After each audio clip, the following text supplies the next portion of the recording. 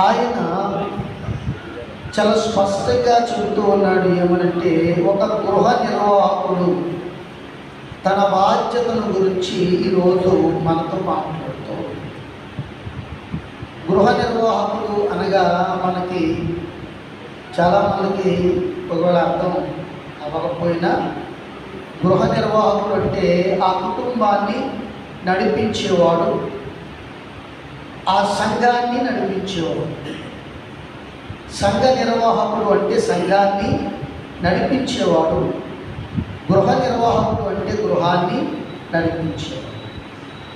గృహ నిర్వాహకుడి యొక్క హక్కులు, విధులు ఏమిటి అంటే, ఆ గృహానికి, ఆ ధనవంతుడికి ఉన్నటువంటి పొలాలను కావచ్చు, స్థలాలను కావచ్చు, డబ్బు సంపాదించి వచ్చేటువంటి ప్రతి మార్గాన్ని, వచ్చిన ప్రతి డబ్బుని లెక్క రాసుకోవటము, జమా ఖర్చులు రాసుకోవటము, ఎవరికి ఇవ్వాల్సింది వాళ్ళకి ఇవ్వటము, ఇలాంటి పనులన్నీ సమస్తము ఆ కుటుంబంలో నిర్వహణకు చేయవలసిన ప్రతి పనిని నిర్వహించేటువంటి బాధ్యత ఆ గృహ నిర్వాహకుడి మీద ఉంటుంది.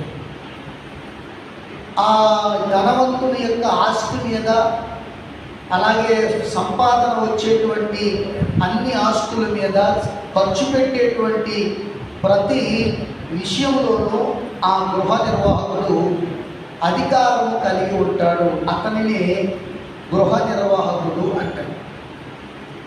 అలాగే సంఘాన్ని నిర్వహించేటువంటి వాళ్ళని సంఘ నిర్వాహకులు అంటారు. అంటే సంఘాన్ని ఉన్నటువంటి ఆస్తిని కానీ, సంఘానికి ఉన్న సమస్త వనరులను అలాగే కాపాడి వాటిని నడిపించడానికి ఉన్నటువంటి ఏర్పరచబడినటువంటి వారిని సంఘ నిర్వాహకులు అంటారు.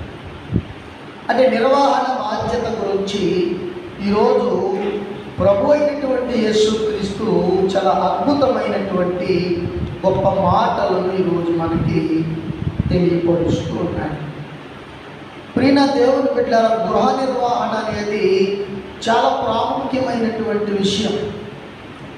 ఒక ధనవంతుడి దగ్గర ఒక ట్రెజరర్గా లేదా ఒక మేనేజర్గా పనిచేయటం అనేది చాలా గొప్ప విషయం. ఎందుకంటే అనేకమైన బాధ్యతలు కలిగి ఉండేటువంటి పని.